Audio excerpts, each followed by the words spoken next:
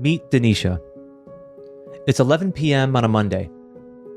She's sitting at her kitchen table, laptop open, staring blankly at the screen. Her LinkedIn profile is pulled up, but she can't even bring herself to click on the Jobs tab. She feels numb. 3 months have passed since Danesha was let go from her prestigious position at one of the most successful tech companies in the world. Yet, she hasn't applied for a single job. Danesha knows she needs to start putting herself out there, but she can't find the motivation. She feels stuck, even paralyzed. Her position was eliminated after more than a decade of dedication to this company. And it wasn't a surprise. Throughout the year, the organization had gone through many rounds of layoffs, and she knew the clock was ticking. But rather than prepare, update her resume, and refresh her LinkedIn profile, she stayed busy at work hoping she'd be spared. When that dreaded Zoom call appeared on her calendar from HR, she knew her time was up. Since then, Danesha has filled her days with distraction, fixing things around the house, spending time with her husband and her kids, anything to avoid thinking about her career, because whenever she does, she freezes. How could she even imagine working somewhere else after pouring 10 years of her life into this company? A part of her still clings to hope, thinking they'll realize their mistake and ask her to come back.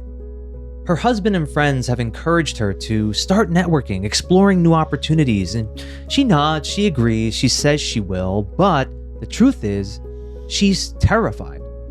Why? Because she doesn't even know what she wants anymore. Her career was so intertwined with this company that the idea of working somewhere new seems so foreign.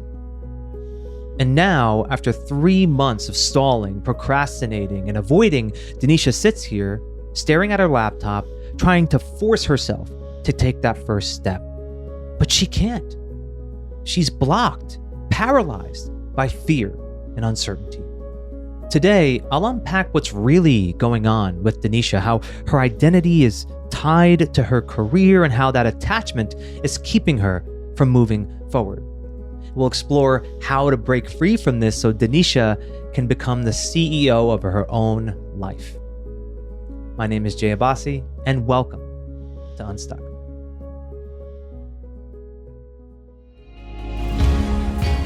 Real people, real stories, real solutions. While the details are changed to protect anonymity, what you just heard is based on a true story of challenges that come up in the real world. And we discuss how to navigate these environments with practical tips to help you get unstuck and build a more fulfilling, impactful, and balanced life and career. Danesha's story hits close to home because I can relate to that experience of leaving an organization where you felt so invested. When I left Tesla years ago, there's this sense of loss, this sense of grief that you go through, especially when you are so aligned with the vision of the organization and you put so much into it. Now, I had done a lot of work on myself at that time, before that time. So it didn't grip me so much to the point where I felt so stuck as Danesha does. But I can tell you this, I have worked with many people where this has been their problem. So I took components of what I've seen in many of my clients, and I put that into Danesha's story.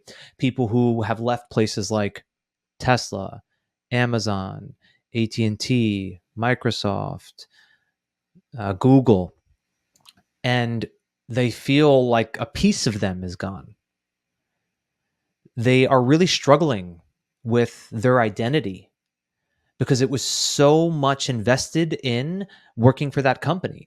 Everywhere they would go, you'd go out to dinner, you'd speak with friends, and they would ask you about that big name company, working at Tesla, working at Google, working at whatever.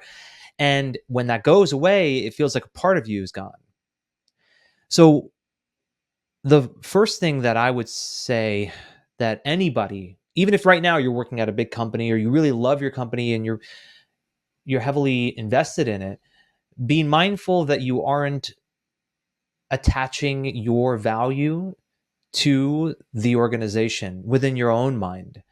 In other words, what are you investing your identity in right now? What are you investing your identity in? If you invest your identity into the organization or into anything that is subject to change, you're setting yourself up for unnecessary suffering in the future. So if I invest my identity into being a executive at Facebook, and I think that's a big part of who I am, if something changes in Facebook Meta, whatever it is, decides to eliminate my position, I feel like I'm no longer me, or I lost a big part of myself. So instead, invest your identity into things that are more within your own control, such as your own values, your own sense of worth that you cultivate within yourself. And I think that in Danesha's case here, she was so absorbed into her work and she didn't even realize she was doing it. So the insight I would give to her, and I'd give to anybody who has had this situation or had this experience, it's to not invest your identity, your worth into the company. Because the reality is, we have a two-way street with any organization. And on one side of the street, there is I am providing value to the organization. On the other side of the street, the organization compensates me or provides me with some benefits and so on. And at any point, this agreement can come to an end from my side or yours. So, where I think Danesha was really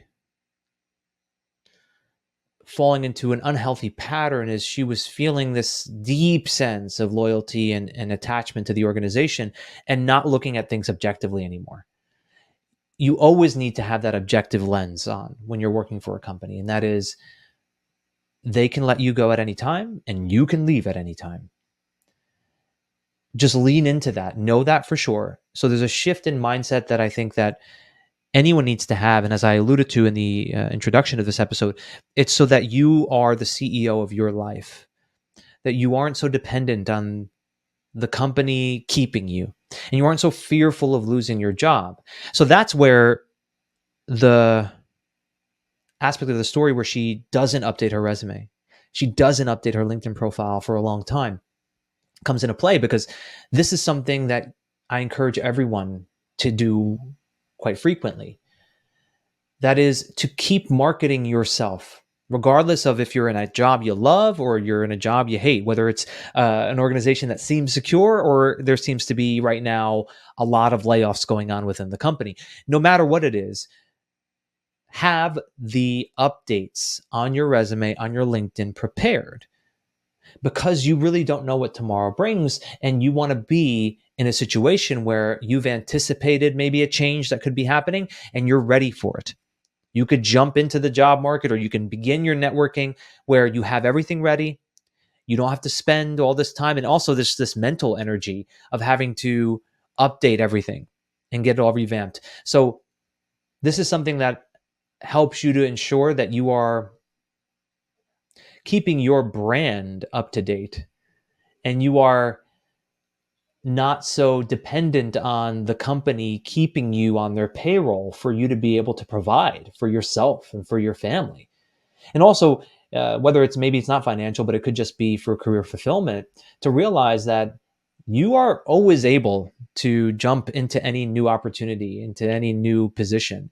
You can make those kind of moves. There is no contractual obligation outside of maybe an NDA or something, but you get my point. You could choose to leave at any point. So if that's the case, then you need to always be thinking from that perspective and not be so blindsided if they choose to eliminate your role. Now, when it comes to some of the things she's working through within her own mindset and her own emotional challenges, what I hear in her story is what I hear very often, which is she's distracting herself with many different things. Now, if someone who's listening to this, if you've been let go or you were eliminated from a role, whether that's something that recently happened or in the past, I do encourage having some time to rest, to not jump into the next position. But this has been going on for 3 months with Danesha, and she's wanted to, but she keeps distracting herself, telling herself she's busy doing X, Y, and Z. And what that really is at that point is it's avoidance. It's a strategy we use to avoid feeling discomfort. We distract ourselves. I use the term flee quite a bit. We flee from the uncomfortable emotions or the disruptive thoughts that we don't want to have to face. So we distract ourselves with activities that keep us busy, or for some, it could be substances even, or it could be you're doom scrolling on your phone. It could be watching a lot of television, whatever it is. You find ways to distract yourself from it. But what you're doing is you are perpetuating the discomfort. And so the only way to overcome this is to go right through it. And I would encourage Danesha, I would encourage anybody who feels this kind of loss when you lose a position to embrace it. Feel it. Go right into it. Because the only way out is through. And you need to be able to sit in that discomfort. It's not going to be fun. I'm not saying it's going to be fun. You're not going to really enjoy it. But when you get to the other side of it, it's going to make you stronger.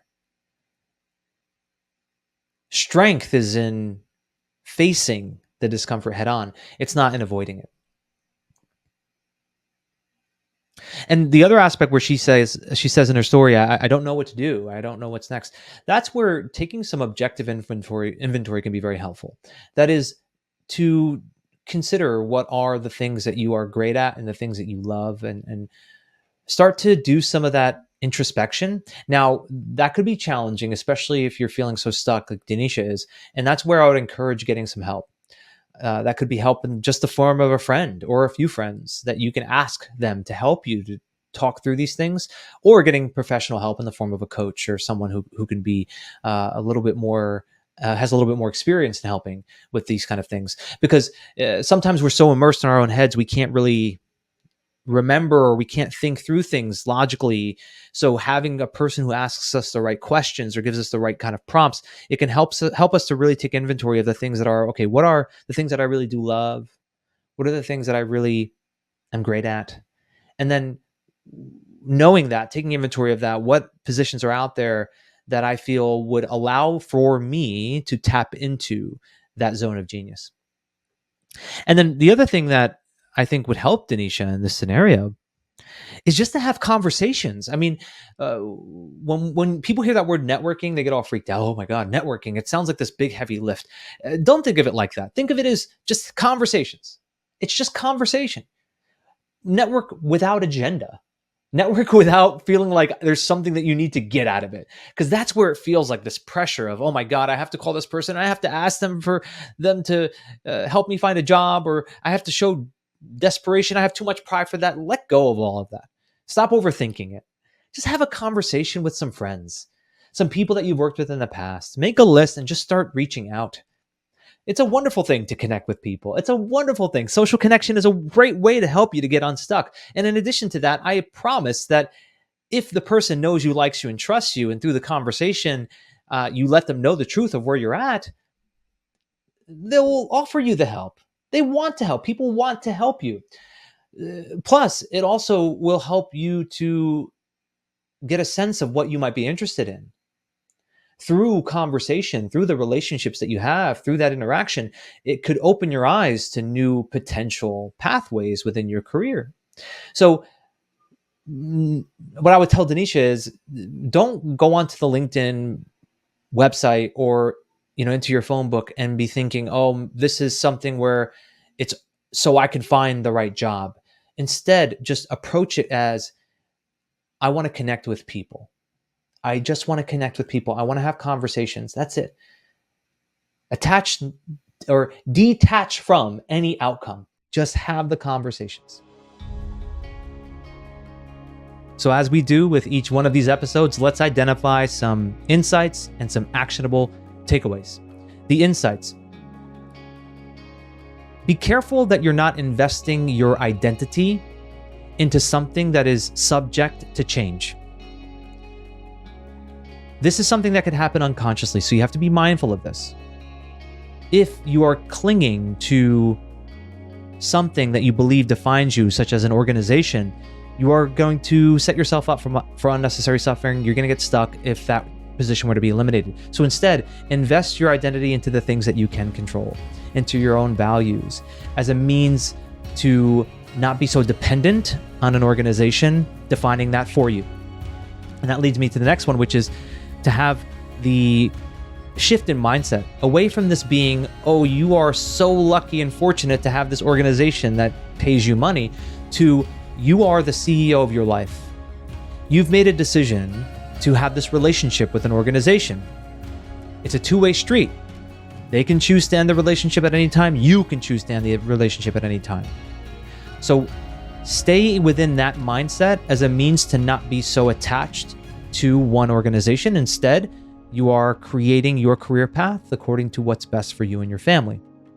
Now, if, this is the third insight, if you feel any instance of feeling stuck, or if you were to be eliminated from your role and your position's eliminated, and you feel any sense of grief, don't fall into that pattern of distraction that we saw in Danesha's story, fleeing from how you feel. Allow yourself to feel it. Embrace it. Go right into those feelings. That's going to help you to be able to work through them much faster. Now, the actionable takeaways. The first one has to do with the applying that insight of the two-way street, which is to keep your branding, your marketing materials up to date always. Don't wait until the position that you have is no longer available to then start that process. Keep it going all the time. Keep your LinkedIn profile updated. Keep your resume up to date as a means to, even within your own mind, tell yourself that I can choose to leave at any point for better opportunities. I have that choice. I make that choice every day to show up to work. That's a decision that I'm making, and I can make another decision. But you don't want to wait until your position is taken away from you, where you have to scramble and figure all that stuff out. So first, actionable takeaway, keep that stuff up to date. Second, if you are feeling a bit confused as to what to do next, like a Danesha is in that story, take inventory of what are your strengths and what do you love to do, strengths and passions. And a lot of times that can be difficult to do on your own. So as I said earlier, ask for help. Ask for a friend, or even bring in a professional coach to help you to be able to take that inventory, so that it will help to recognize what is the right next move for you and the way in which you can serve. The third actionable takeaway, network without agenda. When you do go into networking, don't have that sense of, I need it to go a certain way. I need this conversation to end with me getting an opportunity or finding a job. Because when you do that, you put all this weight on the conversation and it's not pleasant. Instead, detach from any outcome and just have conversations and just cultivate those relationships. Join us in our next episode where you'll meet Adam. Now, Adam is an ambitious sales leader, and not too long ago, he was being considered for an executive role. But his team started to underperform. And because of that, he feels like he lost his opportunity. So he's working tirelessly to have his team perform at that high level again. And he's struggling. He's putting so much into this that it's taking a toll on his health, both mentally and emotionally. And I'll be meeting with best-selling author and keynote speaker and psychologist Ambreen Nadeem to discuss strategies of how Adam can balance his ambition with his overall health, so he can continue to pursue big things without it having such a negative effect on his well-being. Until next time, thank you for listening.